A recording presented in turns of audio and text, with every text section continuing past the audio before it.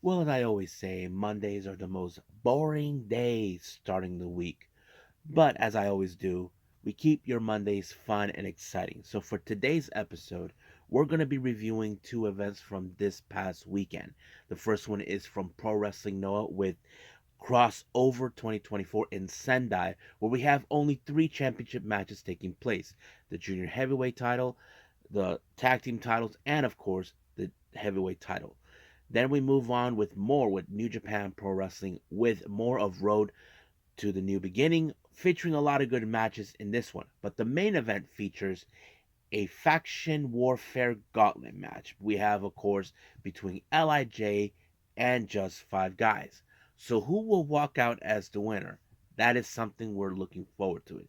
Then we're going to have a very small news updates to tell what's been going on in the world of pro wrestling, such as what events is happening, who's booked, what matches are set, and of course, a very interesting development regarding the daughter of The Rock.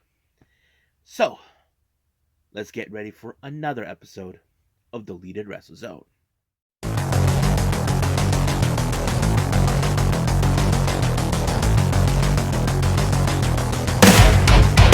Are you ready? Get up, get up! Get up, get up! Get up, get up! Get up, get up! Get up, get up! Get up, get up!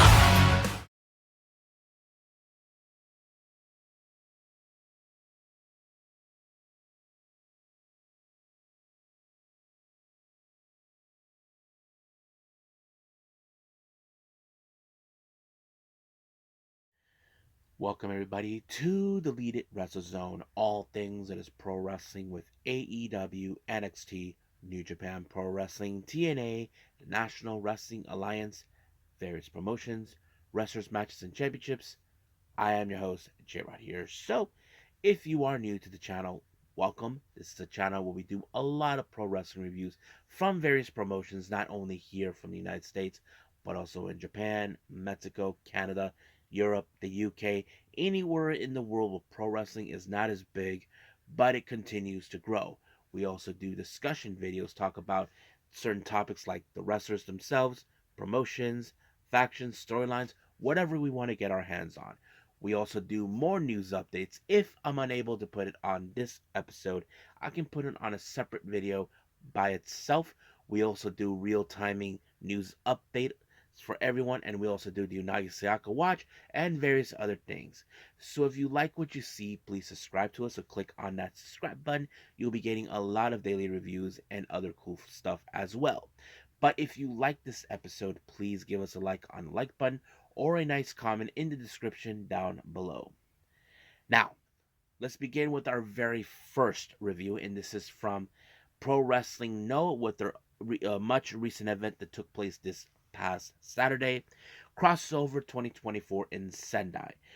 Now, our opening match is a three-way. We have LG clearing of GLG taking on Alejandro and Ninja Mac in a three-way. Now, keep in mind, recently Alejandro and Ninja Mac um, unsuccessful obtaining the GHC Junior Heavyweight Tag Team Championships. However, this is a very interesting match. AJ Cleary mentioned on a comment saying that he's the hero in the story, while you got Ninja Mac and Alejandro as the villains. Me growing up, I always did believe the wrestlers with the mask, like Alejandro and Ninja Mac, are the heroes. I don't know where he got that story, but it's because he thinks he's good looking. Heroes are supposed to be good looking. I mean, we have seen villains who are good looking, but they got away with that. But anyway, but however, you probably would say Ninja Mac and Alejandro will work together to eliminate Alejandro. No, but recently, from unaware to me, there's been a dissension between both of them because they're trying to say who is responsible for losing that three-way match that involved the GHC tag team titles. But however, that wasn't the case because it was LG Clearing who took the advantage and picked up the win with an Irish smile on Alejandro to pick up the win. And this is 1-for-1 for GLG. Now, our next match, we have the members of Team Noah, consisting of Hiroki, Atsushi Kotoge, Akitoshi Saito, Mohamed Yone, and Go Shiozaki. They take on the interesting team of Masakita Miya, Daiki Inaba, Hayata, Eita, and Manabu Soya. So this is a very interesting. You have three wrestlers who are heavyweights from each side, two wrestlers who are junior heavyweights. Kind of interesting combination, but I would be surprised. Now were discussions about Manabu Soya teaming up once again with his former tag partner, um, Misa Kirimiya, and of course Daiki Nawa to form some sort of a group. Now that still is not out of the question just yet because they're teaming up again. But this time they're teaming up with the two guys who teamed up on various occasions as a junior heavyweight tag team. But nonetheless, it was a pretty good match. However, it was of course Masa Kirimiya with a submission onto Hiroki to force him to tap out, giving Kitamiya and his team the W. Now, our next match, we have Real, consisting of Saxon Huxley, Shuhei Taniguchi, and of course, Timothy Thatcher, taking on an interesting team of Oka Sasaki, Takeshi Sugiura, and of course, the genius of the arc, Naomichi Marifuji. So you can say this match was going to be interesting as well. Uh, I was surprised about how this one completely ended. Now, normally you would see a guy like Ulka Sasaki, who is the newest member of the roster, would have been the one to cause the significant loss of this match. However, that wasn't seen the case at all because, surprise, surprise, he was the one who picked up the win on an armbar onto Taniguchi to pick up the win. This is a huge win for him from what I can see. So, he's recently been under the wing of Sugiura, but fantastic win on his part. So yes. Next up, we have Yu Owada, Yoshinari Ogawa. They take on Rohei Oiwa and Supernova Keito Kiyomiya. I thought this match was going to be interesting because normally when it comes to the weight class, we know that Ogawa is a junior heavyweight competitor. He's always been facing that for many years now, but he's facing against guys who are in the heavyweight status. But it's no secret that Ogawa has competed in the heavyweight division earlier in his career. But I was surprisingly how this is going to go. But in fact, it was of course Kitamiya who picked up the win when he pinned Owada, and that was pretty much it. Now our next match we have Junta Miyawaki, Shuji Kondo, and Kazuyuki Fujita taking on the other members of GLG, more specifically Tadasuke, Yohei, and Jake Lee. Now keep in mind GLG are at the top of its game. Now LG Clearing, who represents GLG, has won their first match, but however, how will this team go on? I have to say it was a pretty good match, but unfortunately, it was Jake Lee with a backdrop driver onto Miyawaki to pick up the win. So that leaves GLG 2 for 2. Now, other members of the GLG, Jack Morris and Anthony King, will be competing, but they're putting the tag titles on the line. Now, our first match with championship gold involved, we have the GHC Junior Heavyweight title. Hajime Ohara issued the challenge against the current champion Daga. Now Daga has been very impressive. Now he won this title back in November, but now it's like he is in the reins of this one. So he did tell Hajime Ohara that he wouldn't last 3 minutes. Well, he did last more than 3 minutes. You probably would think that Daga will throw everything at him, but the one he left only one resort in order to retain the belt, and that is, of course, the Diablo Wings, which is his final resort to put away the match, and that's exactly what he did. But there was a moment where we saw that Hajime Ohara was bleeding out. We couldn't tell if it was from the mouth or from the nose, but from the angle, it looked more like he injured that he was bleeding from the nose. But we hope that he's okay, that nothing is too serious. Our next match is the GHC Heavyweight Tag Team titles. We have the former Junior Heavyweight Champions Alpha Wolf and Dragon Bane. So anyway, you probably ask yourselves, J-Rod, you mentioned they're Junior Heavyweight Champions. Why they're facing in heavyweight class? Now, hold on a second. Okay, what was that? Oh yeah, Dragon Bane and Alpha Wolf. Now, those guys are former GHC Junior Heavyweight Champions. Why are they competing in a heavyweight tag team um, match? Simple. It was them who pinned the GHC tag champions. That was the issue. Now, it's not uncommon where we see wrestlers from the junior heavyweight class make ship to the heavyweight.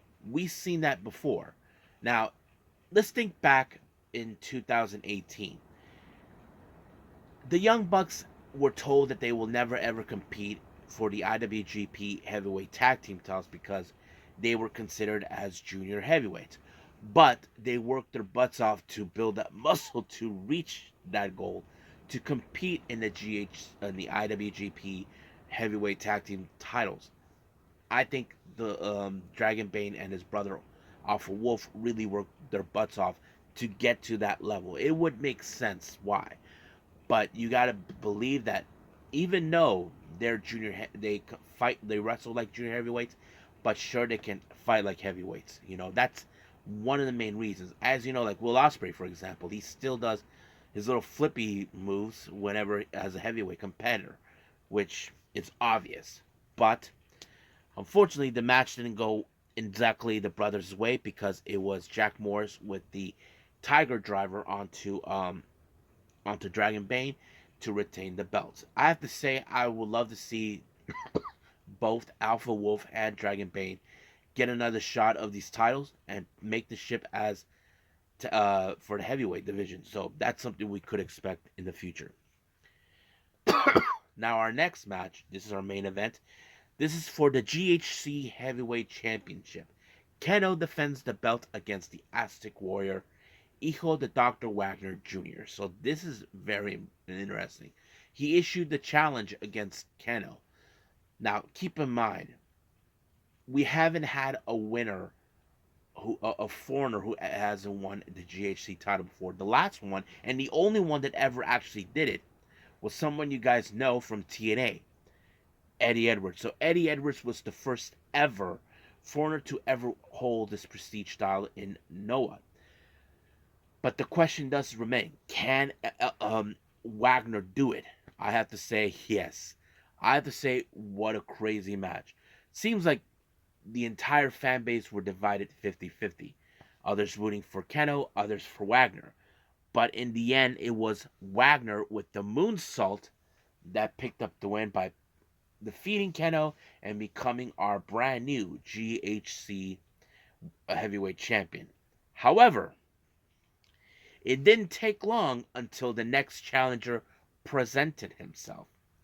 And you probably would guess who that would be: Jake Lee. Now keep in mind, GLG currently has 3 titles in their possession: the GHC Junior Heavyweight Tag Team titles, the GHC Heavyweight Tag Team titles, and the GHC National Championship. Jake Lee is determined to get back on top again and regain the belt that he lost. Now, he did lose this belt last year to Keno, and now that Keno is gone, so that means he wants to issue it. But Dr. Wagner, you probably know he's not going to stand up for a fight. Will stand up for a fight. However, during the post match, Wagner does the same thing what his father used to say. He says that in this house, you will respect me. That's something that his dad used to say back in AAA, telling that the entire AAA world is his house, and you will show him respect.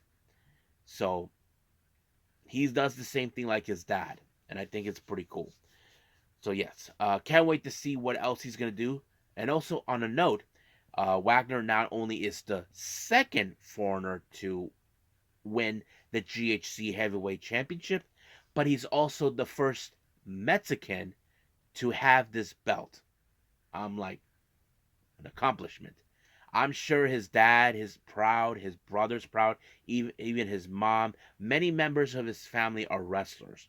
You know, I seen his mom wrestle, I seen his aunts and uncles from both sides, you know, and I'm sure his grandfather is looking down on him, being proud of his grandson for doing something that the family has finally accomplished. So, this is great news for that. So, I think that's it for Noah at this point. So, let's move on with New Japan.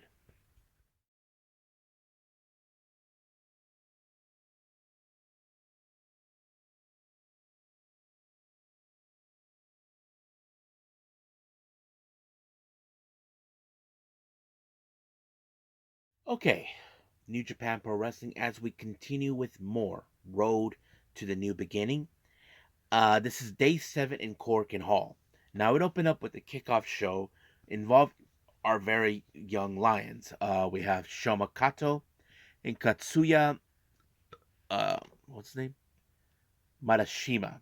So basically, these young lions. Now, basically, when we normally see young lions, either A, one will outdo each other, or B, this match will end in a time limit draw. I have to say I did. I kind of was expecting this because most of the time we see the young lions end up in time limit draws, and this one ended after 10 minutes. But however, both of them are disappointed that this match ended in that way, that no one had enough for each other. But sooner or later, they will confront each other again at some point, and one of them will outdo the other. I don't know when or where. Now let's begin with our first match. We have the Bullet Club, Taiji Shimori, Chase Owens, and Kenta taking on God, Jado, El Fantasmo, and Hikuleo. Now keep in mind, Chase Owens and Kenta issued the challenge for the IWGP Heavyweight Tag Team titles, currently being held by El Fantasmo and Hikuleo. But however, this is more of a warm-up match before that. But prior before this, Chase and Kenta stole the titles, claiming that the future has already been written, that they will walk out as the winners. But however, they did walk out as the winners for this match because it was Kenta, it was Chase Owens that whacked Yano with the belt, and then Kenta picking up the win by a pinfall, ending in that way. However, later things were gonna get hairy with Bullet Club doing their thing, telling them that the future has been written. But however, uh, El Fantasmo and Hikuleo got the little payback, sending a direct message, and got their belts back. But sooner or later, we got to see what happens in the next show. I believe it's going to be in Sapporo. So we'll find out. Now, once again, we have the House of Torture, Kanemaru, Yuji, um, Yujiro, Narita, Sho, and Evil. Now, before the match ever begun, Evil, like I always say, he claims that he is the hero of the story. He's saying that he's protecting the Never Openweight title from the evil spirit of Tama. Now, he is glad that he's gone, but the one thing that he did not count on is that Shota Umino has vowed to take that belt off of Evil, and Evil will stop at nothing. He claims that he's a victim, even though he's not. But he will face, of course, Shota Umino no matter what. And he brought his pals with him. We had Yo, Tomoaki Hamna, El Desperado, and Oleg Bolton. Now, Despy has some unfinished business with Sho after stealing his mask and tried to persuade him to give him a shot of the IWGP Junior Heavyweight title. But in the end, it was, of course, Shota Umino with the Death Rider on Yujiro, and it was over. But however, Shota Umino told Evil that this is no longer about House of Torture or his friends. It's about showing the proper respects of the belt that he has obtained. He felt that Evil is not even representing what the belt's all about. Evil claims that he does, but he's not. He's just using House of Torture for his own evil games. But if I was Evil, I should be worried knowing that Shota will be coming. But don't forget, Shota has friends too. So we'll see where that leads us from here on out. Now, our next match, we have TMDK Kosa Fujita Shane Hayes, Mikey Nichols, and Zack Sabre Jr. taking on Togi Makabe, Toru Yano, Toma Ishii, and Hiroshi Tanahashi. So you can tell that there's still some unfinished business involving Tanahashi. We know that Kosa Fujita even called Tanahashi out, but in the end, as you know, Zack Sabre Jr. does have one thing in his mind: is defeating um, this what he likes to call the so-called dickhead, Brian Danielson, because as you know, he claims that he didn't beat him in a technical style of wrestling; he just knocked him out. But he probably sent the message to Makabe by a submission, and that's pretty much it. What happened? So we'll see what happens when Brian Danielson and Zack Sabre Jr. meet.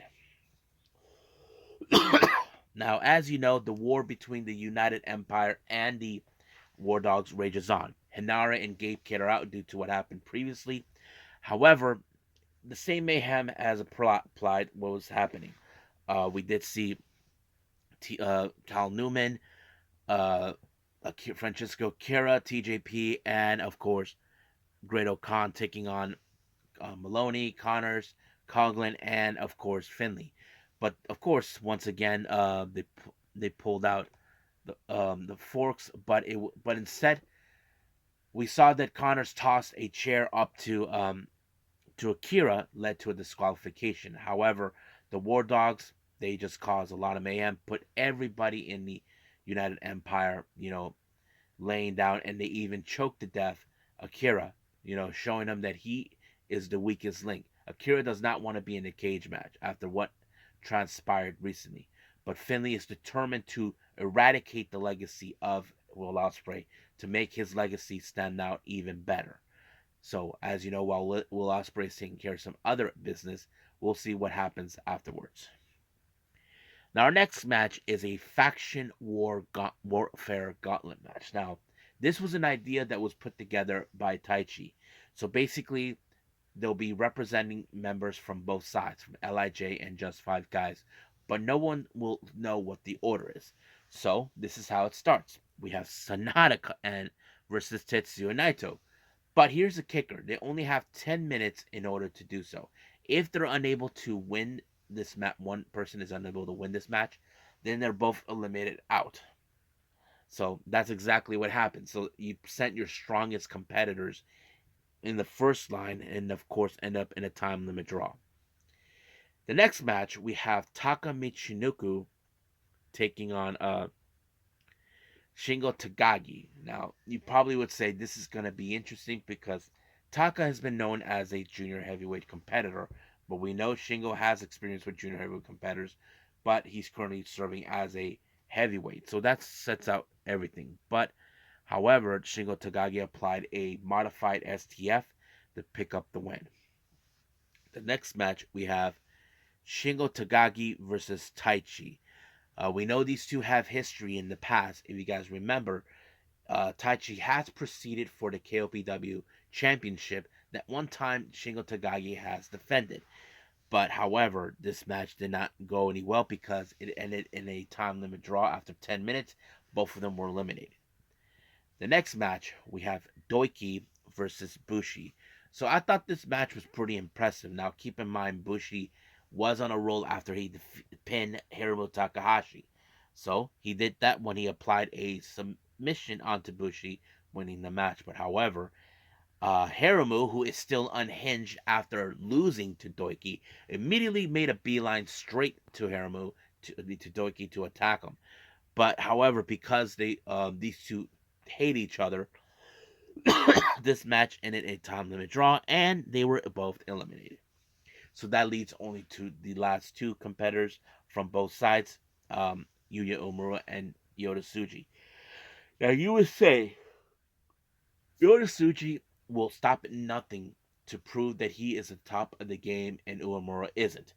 But Yota Tsuji hasn't forgotten the humiliation he has suffered in the last since January 4th, all the way to now that he went through with Uemura.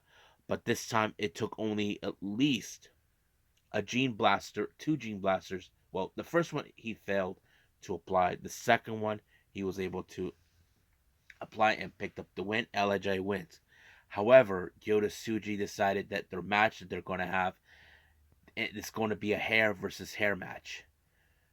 But Yuji Uemura said that he is not interested in it, but however, he's willing to do so because they both, as you know, they were in the same class, they were rivals. So I can't wait to see how this is going to go, but I kind of wonder what one of them look like without their short hair, without their long hair. That's a good question. But we will see what happens. I think that's pretty much it what we have for New Japan Pro Wrestling. Let's move on with some news updates.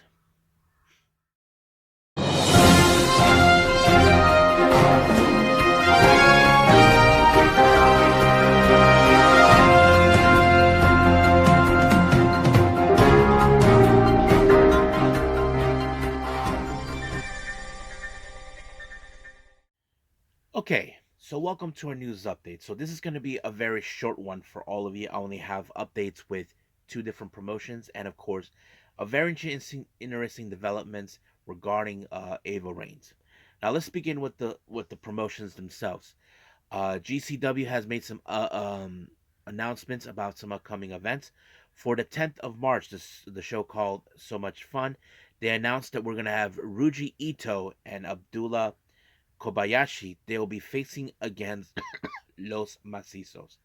I have to say, this is a match I definitely would want to see because the Macizos are very crazy. They always will pull out all the plunder they can get. So I'm looking forward to that. Now, more with GCW, they will be returning to Rochester, New York, or as we call it, Brody Lee Country. So basically, yes. So they'll be returning to that area back in March 24th at the Water Street Music Hall. So anybody from the New York area, or most specifically in Rochester, if I have any subscribers from that area, go get your tickets now, if it's possible. Now, finally, our last update with the promotions. Deadlock Pro Wrestling has announced for their upcoming event on the 18th of Forever, the DPW World Title will be defended in a three-way. The Heavyweight Hustle, Calvin Tankman will defend his title against two other men. We have Stephen Wolf and Gringo Loco. So this is going to be a tough challenge for the Heavyweight Hustle. Now, our last development, this one I have to say I'm going to have to go. I may curse out, and I apologize, because this is the one thing that makes me sick to my stomach. Ava Raines, or as we know her, Simone Johnson, the daughter of The Rock, Dwayne Johnson, has been receiving angry threats from WWE fans. What the fuck? Okay, first of all, I get you're angry with the decision. You want Cody to face Roman Reigns. I get that. But why in the hell are these people taking their frustrations out on his daughter? First of all, she has nothing to do with this. I think is stupid. I think is pathetic. And I think these people who put death threats on his daughter, they lost their balls completely. It makes me sick to my stomach that instead of going to The Rock saying, "Hey, Rock, what the fudge, man? You're taking out on his daughter?" These people are pathetic. It makes me sick. I feel bad for Ava that she got caught in the middle of this mess. I'm not saying it's anybody's fault, but don't take it out on Ava Raines. She has nothing to do with this. For those guys who initiate those death threats on Ava Raines, I will say this: I hope you bastards burn in hell for what you're doing. If you're angry at something, don't take it out on someone who's not even involved with this. That's the thing that bothers me. What do you guys think? You think these guys are morons for what they did? I have to say so. It pisses me off. It pisses me off that they're sending death threats to Ava Raines. I just recently heard that she may close her Twitter page because of this. I feel bad for Ava, but it's no excuse for these jerk monkeys to go out and take it out on her. I always say this. I hate stupid people. I really do. You know why? Because I feel like I'm on a tour, but I have to pull off the bus and pick up dumbass who fell off the bus. That's why. But anyway, they're stupid, pathetic, and they lost their balls. That's all I'm going to say. So I think that's pretty much it right now for everything. So I think it's time to call it a day. Well, I hope everybody enjoys this episode. Coming up after this, I will be doing a discussion video talking about the situation, what's been happening with Rossi Ogawa and Stardom. Now, I know there's a lot of questions being asked about the situation, about him poaching talent for WWE. But however, more information has risen about what really is going on. So I will be doing that after this video. This is next. But after that, we will be continuing with more of our episodes with more reviews. As you know, we have NXT, which we're going to see what happened after Vengeance Day, which is going to be interesting. And hopefully I can add some few other events that I can do. But we will see what happens right now. So let's just focus right now on the discussion video and we'll go from there. So as of right now, I will see you guys in the next DWZ time. Same DWZ channel. I must bid all of you adieu. So goodbye. And have a nice day. Bang.